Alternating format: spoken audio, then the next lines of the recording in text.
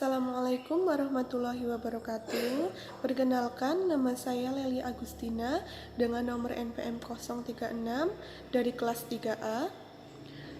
Baik, jadi di sini saya akan meresum materi pertemuan pertama, mata kuliah evaluasi proses dan hasil pembelajaran SD.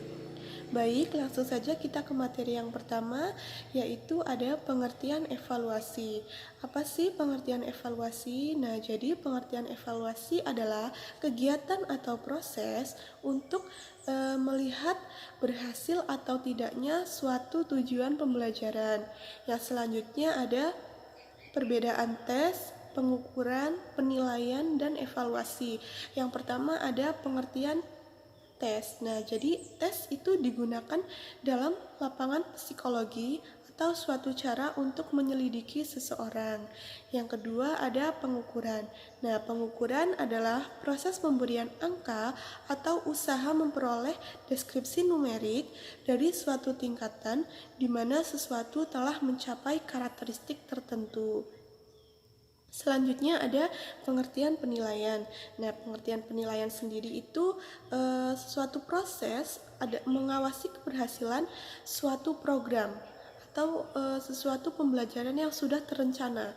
Nah, selanjutnya ada pengertian evaluasi. Nah, jadi evaluasi adalah proses membuat pertimbangan tentang arti nilai atas suatu tingkatan prestasi. Nah, jadi kita bisa melihat prestasi dari peserta didik kita.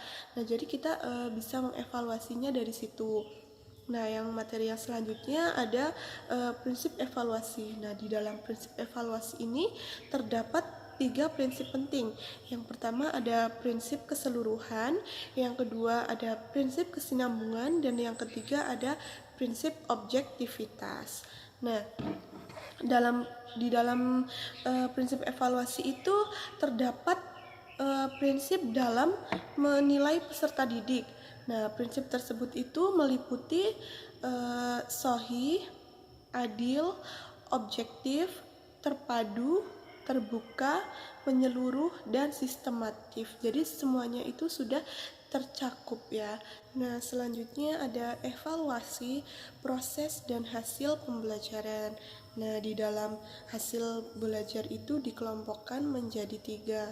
Yang pertama itu ada domain kognitif, yang kedua domain afektif, dan yang ketiga ada domain psikomotorik. Nah, yang pertama itu ada domain kognitif. Dalam penilaian hasil belajar itu, dalam domain kognitif itu meliputi pengetahuan, pemahaman, penerapan, analisis, sintetis, dan evaluasi. Yang kedua itu ada domain afektif. Nah, domain afektif ini meliputi penerimaan, responsif, penghargaan, pengorganisasian, dan karakterisasi.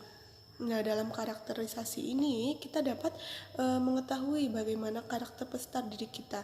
Nah, jadi kita lihat dari karakter mereka untuk masuk ke dalam penilaian kita.